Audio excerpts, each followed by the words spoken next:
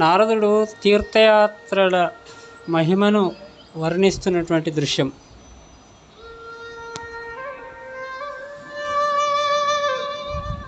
జనమేజయుడు అంటున్నాడు, దేవా, మా ముత్తాతతో పాటు ముత్తాత అర్జునుడిని విడిచి మిగిలిన పాండవులందరూ కూడా కామ్యకవనంలో ఎలా రోజులను గడిపారు అని అడిగాడు. ఇప్పుడు వైశంపాయనుడు ఈ విధంగా చెప్తున్నాడు, జనమేజయ, అర్జునుడు తపస్సు చేయడానికి వెళ్ళిన నాటి నుండి పాండవులు అతనిని విడిచిపెట్టి ఉండలేక నిరుత్సాహంగా కాలం గడిపారు. కొంతకాలం వారు చింతాసాగరంలో మునిగిపోయారు. ఆ రోజులలోనే దేవర్షి నారదుడు వారు నివసిస్తున్న చోటికి వచ్చాడు. వచ్చి ధర్మరాజు సోదరులతో సహితంగా లేచి ఎదురేగి ఆ నారదునకు ఎదురేగి శాస్త్రోక్తంగా అతనికి పూజించాడు ధర్మరాజు. అలా నారదుడు కుశల ప్రశ్నలు వేసి వారిని ఓదారుస్తూ, ఓ ధర్మరాజా, యుధిష్ఠిరా, నీకిప్పుడు ఏమి కావాలి, నీకు నేను ఏం చేయగలను అని అడిగాడు. అప్పుడు ఆ ధర్మజుడు అతనికి పాద ప్రణామం చేసి వినయంగా నారదునకు పాద ప్రణామం చేసి వినయంగా అంటున్నాడు, ఓ మహాత్మా, అందరూ మిమ్మల్ని పూజిస్తారు. మీ వంటి వారు మా మీద దయ చూపితే మీ దయ వలన మాకు అన్నీ సిద్ధించినట్లే అని ధర్మరాజు అంటున్నాడు నారదుడితోటి. మీరు దయచేసి మాకు ఒక విషయం చెప్పండి అని అడుగుతున్నాడు ధర్మరాజు. ఏమిటని చెప్పేసి నారదుడు అడగగా, మానవాళికి తీర్థయాత్రలు చేస్తూ భూప్రదక్షిణం చేసిన వారికి ఎలాంటి ఫలితం లభిస్తుంది, ఈ తీర్థంలో వాటి స్నానం వలన ఫలితం ఏమిటి అని అడుగుతున్నాడు. ఆ మాటలు విన్నటువంటి నారదుడు చెప్తున్నాడు, ఓ యుధిష్ఠిరా, శ్రద్ధగా వినుము. ఒకసారి మీ తాతగారు భీష్ముడు హరిద్వారంలో ఋషులను పితరులను సంతృప్తిపరచడానికి అనుష్ఠానం చేస్తున్నాడు. అప్పుడు ఒక రోజు పులస్త్యముని అక్కడికి వచ్చాడు. ఇప్పుడు నీవు నన్ను అడిగినట్లే భీష్ముడు అతనిని అడిగాడు. అప్పుడు పులస్త్యుడు చెప్పిన దాన్నే నీకు వివరిస్తాను అని ఈ విధముగా చెప్తున్నాడు. పులస్త్యుడు ఇలా చెప్తున్నాడు అక్కడ భీష్ముడితోటి, భీష్మ, సాధారణంగా తీర్థాలలో గొప్ప గొప్ప మునులు ఋషులు నివసిస్తూ ఉంటారు. వారు అక్కడ నివసిస్తూ ఉంటారు నిరంతరం.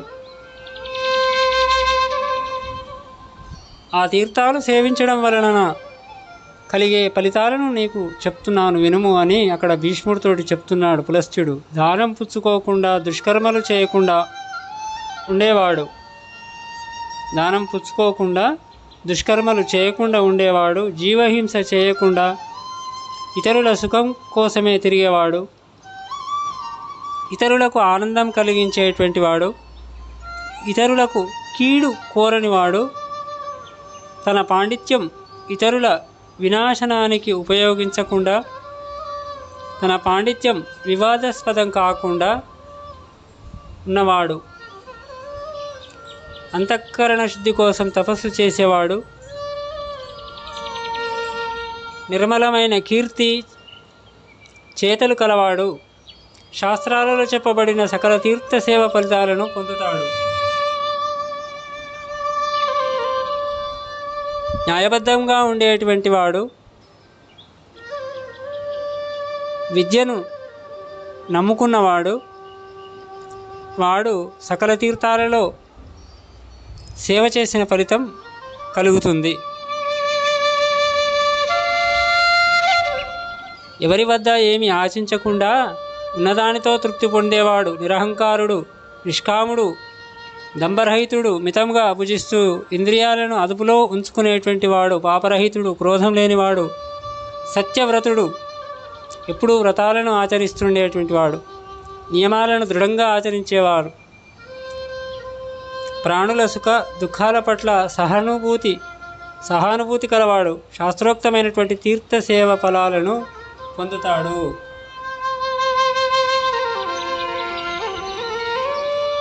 తీర్థయాత్రలు చేయడం వలన నిర్ధనుడు గొప్ప గొప్ప యజ్ఞాలు చేసిన ఫలితాన్ని కూడా పొందగలడు.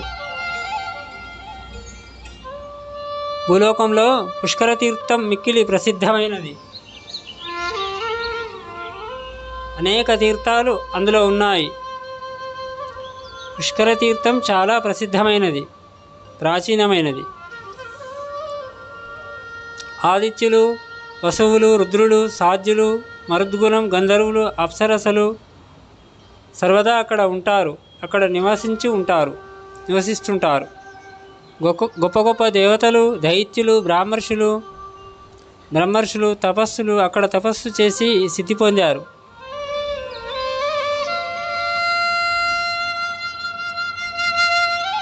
ఉదారుడు మనస్సులో పుష్కరుని స్మరిస్తే, అంటే నిరహంకారి అయినటువంటి వాడు, అహంకారం లేనటువంటి వాడు కూడా పుష్కరుని స్మరిస్తే చాలు, అతని పాపాలన్నీ కూడా నశించి స్వర్గం చేకూరుతుంది అని చెప్తున్నాడు అక్కడ పులస్త్యుడు. అలాగే స్వయంగా బ్రహ్మదేవుడే అక్కడ నివాసం ఉంటాడు. ఈ తీర్థాలలో స్నానమాడి, ఈ పుష్కర తీర్థంలో స్నానమాడి పితరులకు, దేవతలకు తర్పణాలు విడిస్తే అశ్వమేధ ఫలం కంటే 10 రెట్లు ఎక్కువ ఫలితం లభిస్తుంది అని చెప్తున్నాడు. అలాగే పుష్కర తీర్థంలో ఒక్క బ్రాహ్మణుడికి భోజనం పెడితే ఇహ పరలోకాలలో సుఖం లభిస్తుంది.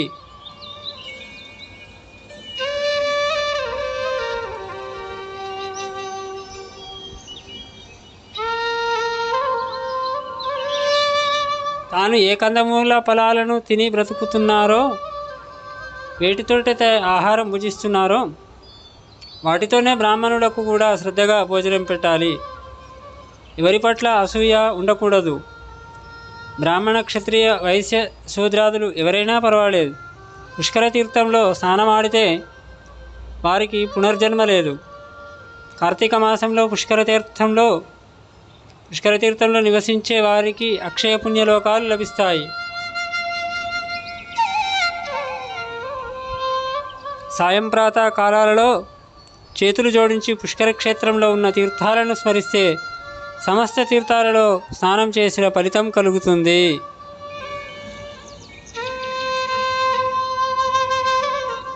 స్త్రీ పురుషులలో తమ జీవితకాలంలో చేసిన పాపాలన్నీ కూడా పుష్కర స్నానం చేయడం వలన నశించిపోతాయి. దేవతలలో విష్ణువు వలె తీర్థాలలో పుష్కరం చాలా ప్రధానమైనటువంటిది. అలాగే తీర్థాలను గురించి కూడా పులస్త్యుడు చెప్పసాగాడు. ఇప్పుడు అంటున్నాడు పులస్త్యుడు,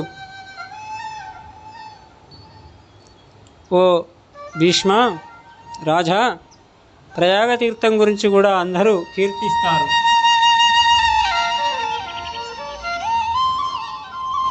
అక్కడికి తప్పక వెళ్ళాలి. ప్రయాగ తీర్థంకు అందరూ కూడా తప్పక వెళ్ళాలి.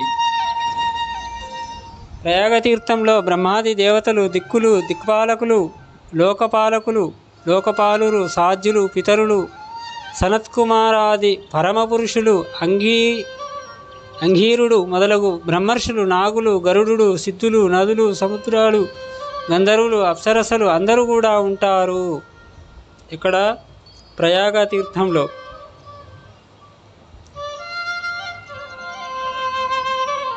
బ్రహ్మతో పాటు విష్ణువు అక్కడ ఉంటాడు. అక్కడ 3 అగ్నిగుండాలు ఉంటాయి. వాటి మధ్యలో గంగామాత ప్రవహిస్తూ ఉంటుంది. తీర్థరాజం, సూర్యపుత్రి యమున కూడా వచ్చి చేరుతుంది. గంగా యమునలు అక్కడనే సంగమిస్తాయి. గంగా యమునల మధ్య భాగం భూదేవికి ఊరుస్థానం. ప్రయాగ యోని, ప్రయాగ ప్రతిష్టానం, కంబలం, అశ్వతర నాగం, భోగవతీ తీర్థం ఇవన్నీ కూడా ప్రజాపతికి వేదికలు.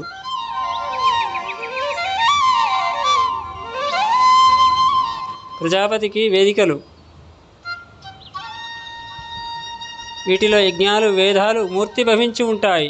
అనేక యజ్ఞయాగాది క్రతువులు జరిగాయి. అక్కడ గొప్ప తపస్సంపన్నులైనటువంటి ఋషులు ప్రజాపతిని ఉపాసిస్తారు.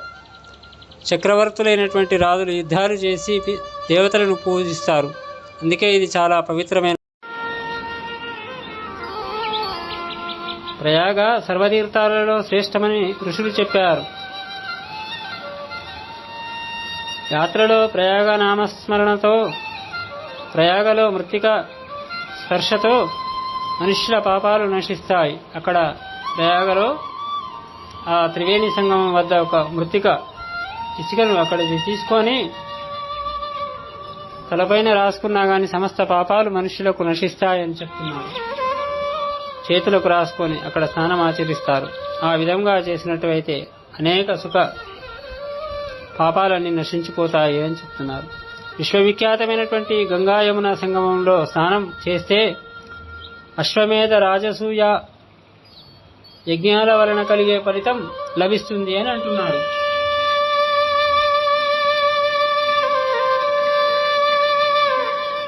ఇది దేవతలకు యజ్ఞభూమి కనుక ఇక్కడ కొద్దిగా దానం చేసినా అధిక ఫలితం వస్తుంది. యజ్ఞభూమి కనుక ఇక్కడ కొద్దిగా దానం చేసినా అధికమైనటువంటి ఫలం సిద్ధిస్తుంది. వేదాలలో లోక వ్యవహారంలో హఠయోగం చేత మృత్యు పొందడం మంచిది కాదని చెప్తున్నారు. కానీ ప్రయాగలో ఆ పట్టింపు లేదు. ప్రయాగలో ఎల్లప్పుడూ 60,10,00,000 తీర్థాలు సన్నిధి పొంది ఉంటాయి అని అంటున్నారు.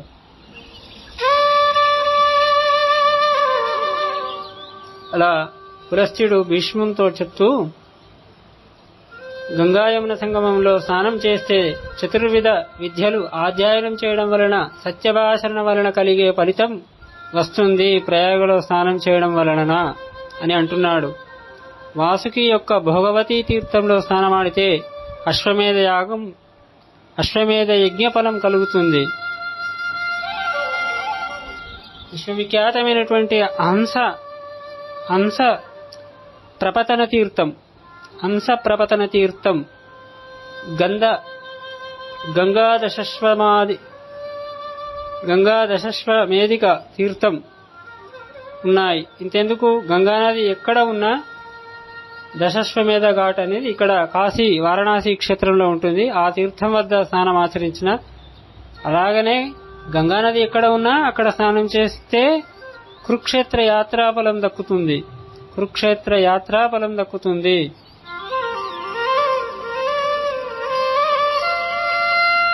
స్నానంలో కనకలకు విశేష ప్రాధాన్యం ఉన్నది. ప్రయాగ అంతకంటే అధికం. ఎన్ని వందల పాపాలు చేసిన వాడైనా గంగాజలం తల మీద చల్లుకుంటే అగ్ని ఎండుకట్టెను కాల్చినట్లుగా గంగా ఆ పాపాలన్నింటి భస్మం చేస్తుంది. కృతయుగంలో తీర్థాలన్నీ పుణ్యదాయకాలే. త్రేతాయుగంలో పుష్కరానికి, ద్వాపరంలో కురుక్షేత్రానికి విశేష మహిమ ఉన్నది. త్రేతాయుగంలో పుష్కరానికి, ద్వాపర యుగంలో కురుక్షేత్రానికి విశేషం ఉంది. కలియుగంలో అన్నింటికంటే గంగా మహాత్మ్యమే సర్వశ్రేష్టమైనది అని అంటారు. అక్కడ భీష్మునితో పాటు అంటున్నాడు పులస్త్యుడు. పుష్కర తీర్థంలో తపస్సు, మహాలయంలో తీర్థంలో దానం, మలయాచలం మీద శరీర దహనం, భృగుతుంగ క్షేత్రంలో నిరాహారంగా ఉండడం శ్రేష్టం. పుష్కరం, కురుక్షేత్రం, గంగా, మగధ దేశాలలో స్నానమాత్రం చేతనే 7 తరాలు ధరిస్తాయి అని అక్కడ అంటున్నాడు భీష్ముడితోటి.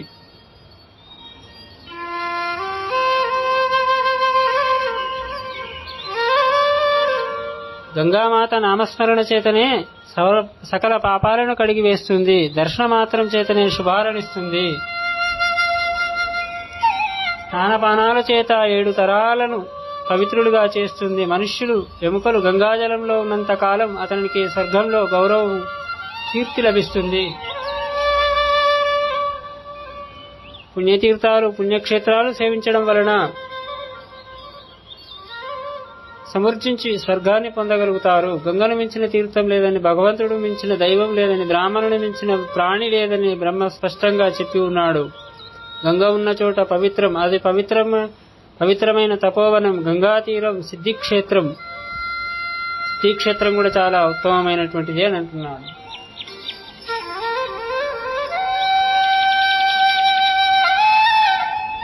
భీష్మ, నేను చేసిన ఈ తీర్థయాత్ర వర్ణనం సత్యం.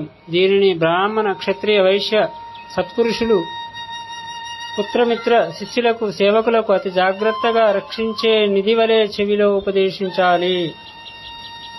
ఈ తీర్థయాత్రల కీర్తన శ్రవణాదుల వలన అధిక ఫలితం లభిస్తుంది. దీని వలన నిర్మల బుద్ధి కలుగుతుంది. దీని వలన 4 వర్ణాల వారికి కోరికలు సిద్ధిస్తాయి. నేను చెప్పిన ఈ తీర్థాలకు వెళ్ళడానికి సాధ్యంగానిచో మానసిక యాత్ర చేయాలి అని చెప్తున్నాడు. సాధ్యం కాకపోతే దేవతలు, ఋషులు కూడా ఈ తీర్థాలలో స్నానమాడారు. భీష్మ, నీవు శ్రద్ధాపూర్వకంగా శాస్త్రోక్తంగా ఇంద్రియాలను అదుపులో ఉంచుకొని తీర్థయాత్రలు చేసి అధిక పుణ్యాన్ని పొందు అని భీష్ముడితో చెప్తున్నాడు అక్కడ పులస్త్యుడు. అలాగే శాస్త్రాలను చదివిన సత్పురుషుడే తీర్థయాత్ర ఫలాన్ని పొందగలడు. నియమరహితుడు, సంయమనం లేనివాడు, అపవిత్రుడు, చోరుడు తీర్థాల వలన లబ్ధి పొందలేడు. కాబట్టి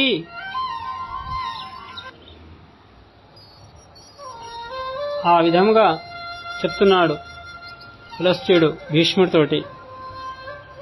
కనకల సమత్కుమారుని నివాసం పూర్వపర్వతం ఉంది. భృగుతుంగ పర్వతం భృగుముని తపస్సు చేసిన చోటు. నారాయణుడు సర్వజ్ఞుడు, సర్వవ్యాపకుడు, సర్వశక్తిమంతుడు, పురుషోత్తముడు, శుభకరుడు అయినటువంటి ఆయన ఆశ్రమం విశాల అనే పేరుతో బద్రికా ఆశ్రమం పక్కనే ఉన్నది. ఆయన ఆశ్రమ విశాల అనే పేరుతో బద్రికా ఆశ్రమం ప్రక్కనే ఉన్నది. విశాల ముల్లోకాలలోనూ ప్రసిద్ధం. బద్రికా ఆశ్రమ సమీపంలో మొదట గంగా చల్లగా వేడిగా ప్రవహిస్తూ బద్రికాశ్రమ సమీపంలో మొదట గంగాదేవి చల్లగా వేడిగా ప్రవహిస్తూ ఉండేది. బంగారు ఇసుక మెరుస్తూ ఉంటుంది. అక్కడ ఆ నదిలో అప్పుడు బంగారు ఇసుక మెరుస్తూ ఉండేదట. ఋషులు, మునులు, దేవతలు నారాయణునకు నమస్కరించడానికి ఇక్కడికి వస్తూ ఉంటారు. స్వయంగా నారాయణుడు అక్కడ ఉండడం వలన లోకంలోని సమస్త తీర్థాలు, దేవమందిరాలు అక్కడ ఉన్నాయి. ఆ పుణ్యక్షేత్రం తపోవనం, తీర్థం పరబ్రహ్మ స్వరూపమే. దేవాది దేవుడు మహేశ్వరుడు స్వయంగా అక్కడికి వచ్చి అక్కడ స్నానం ఆచరించడమే కాకుండా పరమాత్మ స్వరూపాన్ని అక్కడ వచ్చి నివసించడమే కాకుండా అందుకు కారణం పరమాత్మ స్వరూపాన్ని గుర్తించగలిగిన వానికి ఎప్పుడూ కూడా ఏ శోకం కలగదు. ఆ విశాల నగరిలో బద్రికాశ్రమంలో దేవర్షులు, సిద్ధులు, తాపసులు ఉంటారు. ఇది ఇతర తీర్థాల అన్నింటికంటే కూడా నిజంగా చాలా పవిత్రమైనది అని అక్కడ అంటున్నాడు. అదే విషయాన్ని ఇక్కడ చెప్తున్నాడు ఇతను నారదుడు. ధర్మరాజా, నీవు నీ సోదరులతో బ్రాహ్మణులతో కలిసి తీర్థయాత్ర చేయి. నీ సుఖం రెట్టింపు చేసుకో. నీ దుఃఖాన్ని నశించి కోరిక తీరుతుంది. ధౌమ్యుడు ఇలా చెప్తుండగా ఈ విధంగా నారదుడు చెప్పినటువంటి విషయాన్నంతా కూడా అక్కడ అందరూ కూడా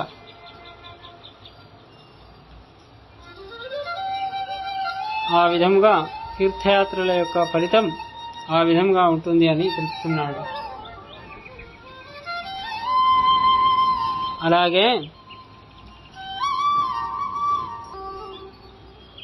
ధౌమ్యుడు కూడా ఈ విధంగా తీర్థాల గురించి చెప్తున్నాడు, వర్ణించి చెప్తున్నాడు. జనమేజయ, నారదునకు వలన తీర్థయాత్ర మహాత్యాగంపై విన్నటువంటి ధర్మరాజు తమ్ములతోటి ఆలోచించి వారి సమ్మతిని తీసుకొని తమ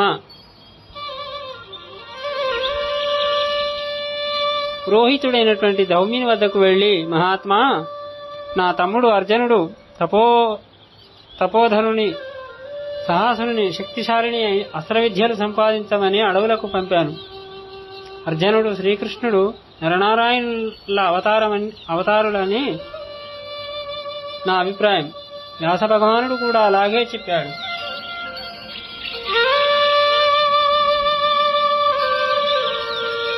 ఆ ఇద్దరిలోనూ సమగ్ర ఐశ్వర్యము, జ్ఞానము, శక్తి, కీర్తి, లక్ష్మి, వైరాగ్యము, ధర్మము అనేటువంటి ఈ 6 అర్జునుడు శ్రీకృష్ణుడు నరనారాయణ అవతారులని నా అభిప్రాయం. వ్యాస భగవానుడు కూడా అలాగే చెప్పాడు. ఈ ఇద్దరిలోనూ సమగ్ర ఐశ్వర్యము, జ్ఞానము, కీర్తి, లక్ష్మి, వైరాగ్యము, ధర్మము అనే ఈ 6 గుణాలు కూడా నిత్య నివాసం చేస్తున్నాయి. కనుకనే వారిని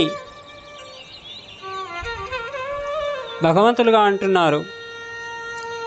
నారదుడు కూడా స్వయంగా ఈ విషయం చెప్పి వారిని ప్రశంసించాడు. అర్జునుని ఈ శక్తిని గురించి ఎప్పుడూ కూడా ఎరుగుదును, కనుకనే ఇంద్రుని వద్దకు అస్త్ర విద్యల కోసం అతనిని పంపాను.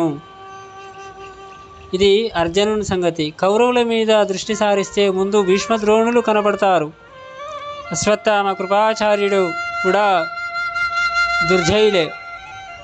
దుర్యోధనుడు తన పక్షాన యుద్ధం చేయాలని వారి వద్ద ముందుగానే మాట పుచ్చుకొని వారిని తన వద్ద కుట్టేసుకున్నాడు. సూతపుత్రుడు కర్ణుడు మహారథి, అస్త్ర ప్రయోగాలు తెలిసినవాడు. కానీ శ్రీకృష్ణ భగవానుని సహాయంతో వీరవరుడైనటువంటి అర్జునుడు ఇంద్రుని వద్ద అస్త్ర విద్య నేర్చుకున్నాక వారందరికీ ఇతడొక్కడే సరిపోతాడని నా నమ్మకం. అర్జునుని మించి మాకు వేరొక ఆసరా లేదు. అర్జునుని కోసం ఎదురు చూస్తూ మేము ఇక్కడ నివసిస్తున్నాము అని అంటున్నాడు. అలాగే అతని పరాక్రమ సామర్థ్యాల మీద మాకు నమ్మకం ఉంది. మేమంతా అతని గురించి ఆందోళన పడుతున్నాము. అన్నపర పుష్పాలు అధికంగా దొరికే పుణ్యాత్ములైన సత్పురుషులు నివసించే ఏదైనా ఒక పవిత్ర రమణీయ వనం ఉందేమో దయచేసి చెప్పండి అని చెప్పి ధౌమ్యునితో అంటున్నాడు ధర్మరాజు. అప్పుడు ధౌమ్యుడు అంటున్నాడు, యుధిష్ఠిరా, నేను నీకు పవిత్రమైనటువంటి ఆశ్రమాలు, తీర్థాలు, పర్వతాల గురించి చెబుతాను విను అని. అది వినడం వల్ల ద్రౌపదికి మీకు నిరుత్సాహం దూరమవుతున్నది. తీర్థమహాత్యాలు వినడం వల్ల పుణ్యం వస్తున్నది సమస్త మానవాళికి. అవి సేవించడం వల్ల 100 రెట్ల పుణ్యం వస్తుంది.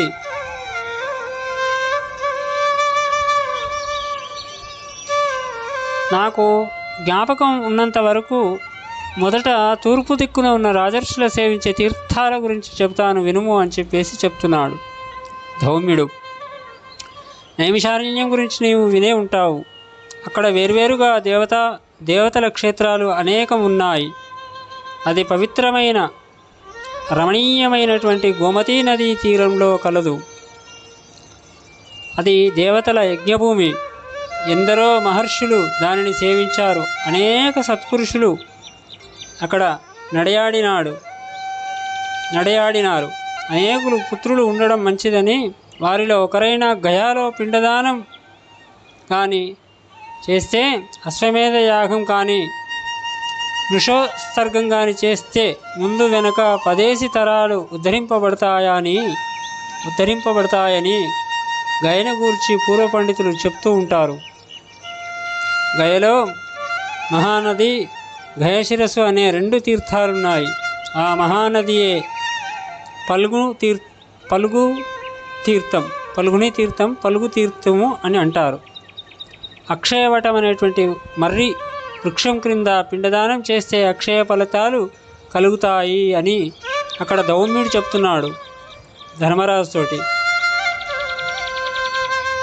అలాగే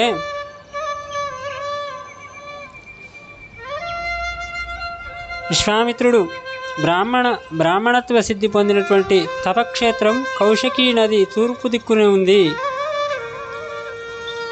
కౌశికీ నది తూర్పు దిక్కునే ఉంది తపక్షేత్రం. అక్కడ విశ్వామిత్రుడు బ్రాహ్మణత్వ సిద్ధి పొందినటువంటి ప్రదేశం.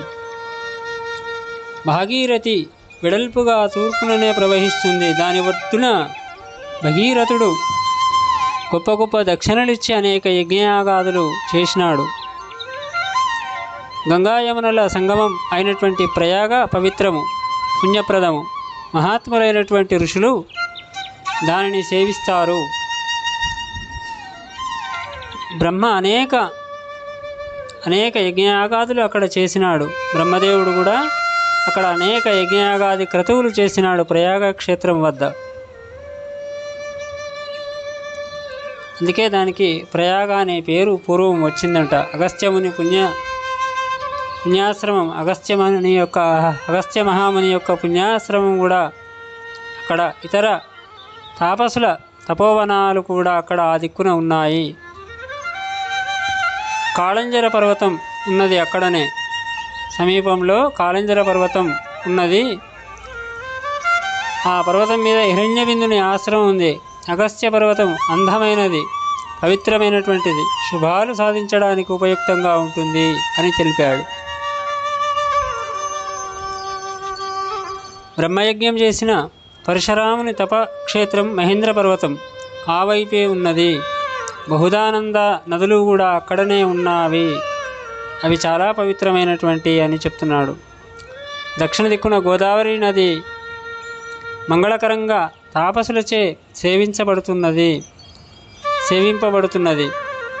దక్షిణ దిక్కున గల గోదావరి నది సమస్త మంగళకరంగా తాపసుల చేత సేవించబడుతుంది. దాని తీరంలో గొప్ప ఋషుల ఆశ్రమాలు ఉన్నాయి.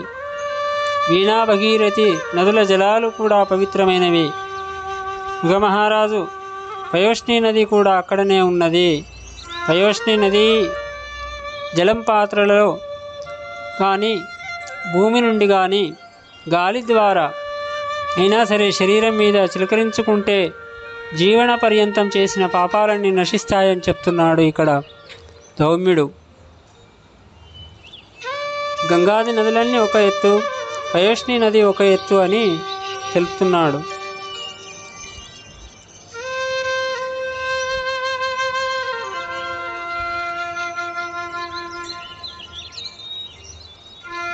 అలాగే ద్రావిడ దేశంలో పాండ్య తీర్థంలో అగస్త్య తీర్థం పవిత్రమైనది, వరుణ తీర్థం, కుమారీ తీర్థం కూడా ఉన్నాయి. అలాగే తామ్రపర్ణి నది, గోకర్ణాశ్రమం,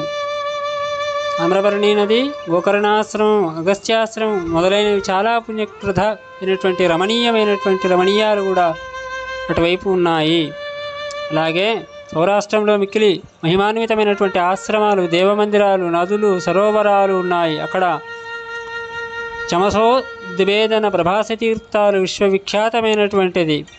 ప్రభాస క్షేత్రమైనటువంటి సోమనాథ క్షేత్రం విశ్వవిఖ్యాతమైనటువంటిది. ఇండారక తీర్థం ఉజ్జయంత పర్వతం మీద ఉన్నాయి. శ్రీకృష్ణ భగవానుడు నివసించే ద్వారక సౌరాష్ట్రంలోనే ఉన్నది. శ్రీకృష్ణుడు మూర్తి భవించినటువంటి సనాతన ధర్మం వేదజ్ఞులు, బ్రహ్మజ్ఞులైనటువంటి మహాత్ములు కృష్ణుని ఆ విధంగా చెప్తారు.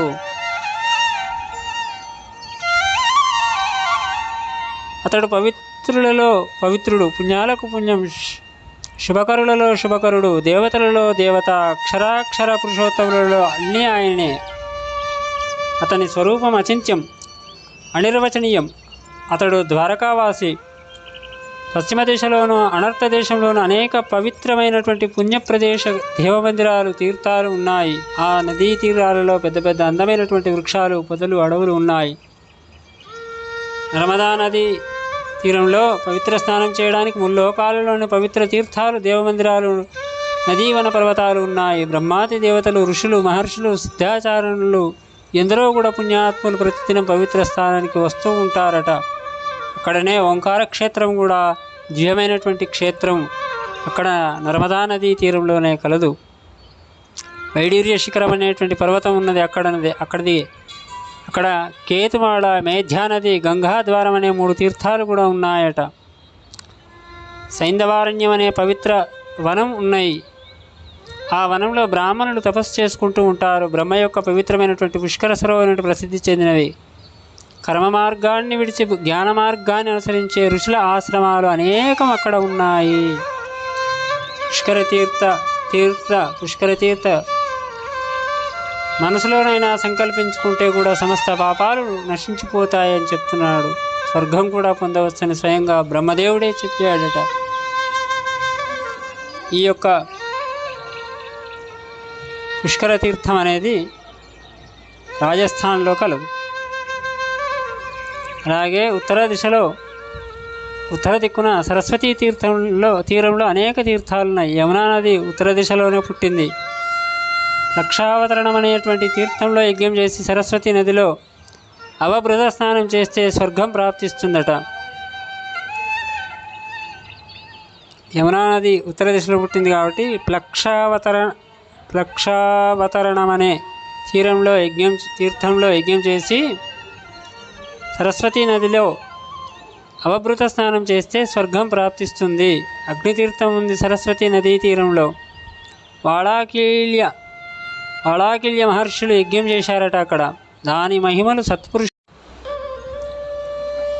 ఆ విధంగా సరస్వతీ నదీ తీరంలో వాలికీల్య మహర్షులు అందరూ కూడా యజ్ఞం చేసి దాని మహిమను సత్పురుషులు వర్ణిస్తూ అనేక విధాలుగా వర్ణిస్తారు. ద్వతిథి నది, నగ్రోదో, పాంచాల్య, దల్భ్యాఘోష, ధాల్వ్య ఆశ్రమాలు అక్కడ ఉన్నాయి అని అంటున్నారు. ఉత్తర వైపున ఉన్న పర్వతాలలో ఒక దానిని చీల్చుకుంటూ గంగానది పుట్టింది. దాన్ని గంగోత్రి అంటారు. అక్కడ దానినే గంగాద్వారం అని కూడా అంటారు.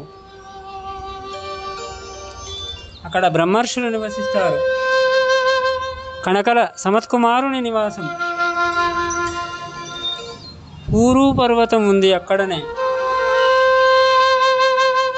భృగతుంగ పర్వతం, భృగముని తపస్సు చేసినటువంటి స్థలం కూడా అక్కడనే. నారాయణుడు సర్వజ్ఞుడు, సర్వవ్యాపకుడు, సర్వశక్తిమంతుడు, పురుషోత్తముడు, శుభకరుడు అయినటువంటి ఆశ్రమం విశాల అనే పేరుతో బద్రికాశ్రమం అటువైపే ఉన్నది. విశాల ముల్లోకాలలోనూ ప్రసిద్ధం. బద్రికాసుర సమీపంలో మొదట గంగా చల్లగా వేడిగా ప్రవహిస్తూ ఉండేది. అందులో బంగారు ఇసుక మెరుస్తూ ఉన్నది. ఋషులు, మునులు దేవనారాయణులకు నమస్కరించడానికి కూడా అక్కడికి వస్తుంటారట అని ఇక్కడ దౌమ్యుడు చెప్తూ, పరమాత్మ స్వరూపాన్ని గుర్తించగలిగిన వానికి ఎప్పుడు కూడా ఎలాంటి శోకం కలగదు. అయినా ఆ విశాల నగరిలో బద్రికాశ్రమంలో దేవర్షులు, సిద్ధులు, తాపసులు ఉంటారు.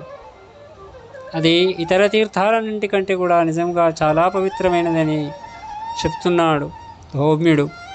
ధర్మరాజా, నీవు నీ సోదరులతో బ్రాహ్మణులతో కలిసి తీర్థయాత్ర చేయును. దుఃఖం నశించి కోరికంతయు కూడా తీరుతుంది అని చెప్పేసి అనేక విధములుగా తెలుపుతున్నాడు. ఆ విధముగా తీర్థయాత్రలు చేయడము, పుణ్యనదులలో స్నానం ఆచరించడం వలన సమస్త విజయాన్ని చేకూరుస్తారు. కీర్తి కలుగును. పూర్వపు పాపములన్నీ కూడా నశించును.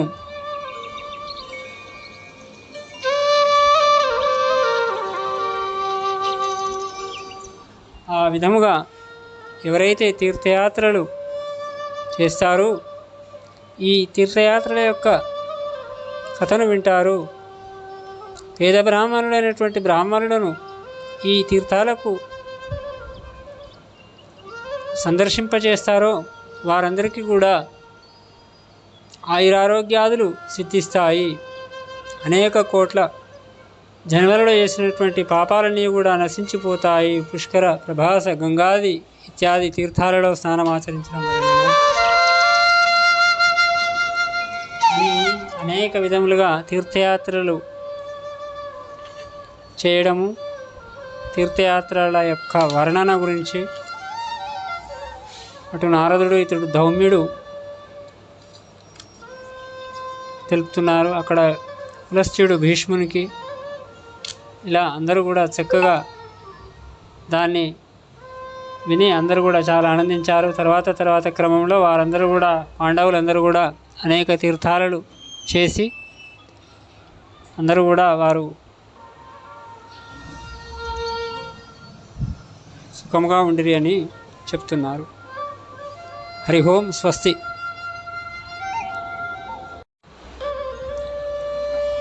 ఆ విధంగా